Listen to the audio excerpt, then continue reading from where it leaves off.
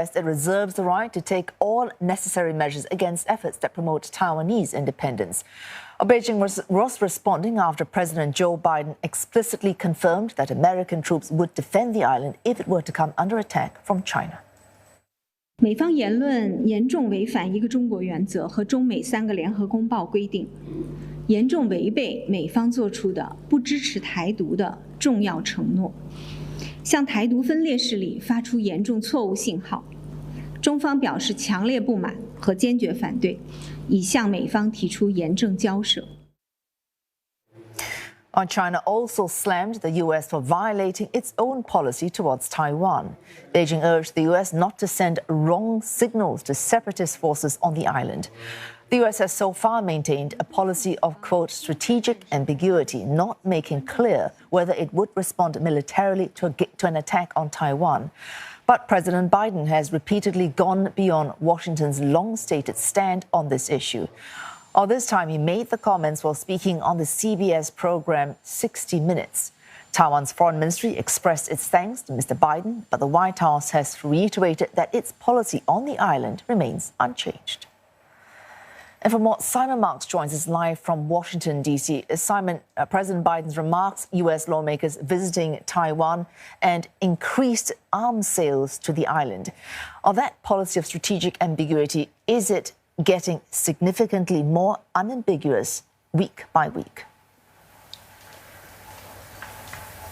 Yeah, I think that's pretty evident. I mean, they wake up here in Washington, D.C. this Monday morning in a bit of a pickle over the president's comments on 60 Minutes. The White House insisting that he has said this before. They say that he said this in Tokyo earlier in the year. And there was a caveat in the president's phrasing. He said, yes, the United States will come to Taiwan's military aid and will intervene in the event of an unprecedented Chinese attack. That, of course, unprecedented would be in the eyes of the beholder.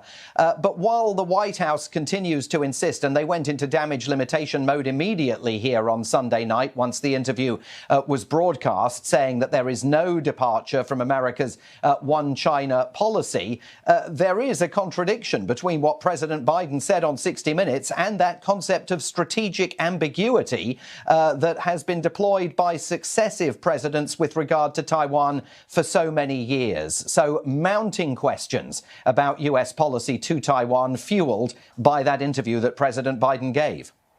It's not just this interview comment coming on previous comments also made by Mr. Biden. You've got a Taiwan Policy Act being debated in the Senate Foreign Relations Committee as well. So you've got support from the executive branch, support from the congressional branch. Do you see, and when do you see, any real change on policy on Taiwan?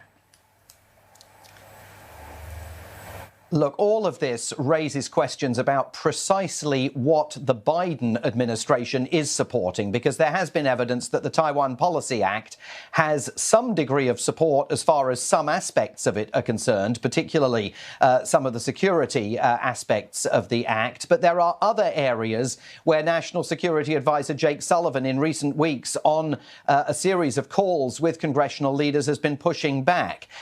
So the waters are pretty muddied already in terms of which direction the White House wants to take Taiwan policy. They were muddied by the Speaker of the House of Representatives, Nancy Pelosi, making that trip to Taipei a few weeks ago that the White House quietly behind the scenes urged her to abandon. All of this leads to an intensity of focus and a desire, certainly on the part of observers, to get clarity from the White House on precisely what its version of strategic ambiguity actually means. Thanks for that. Simon Marks speaking to us there from Washington, D.C.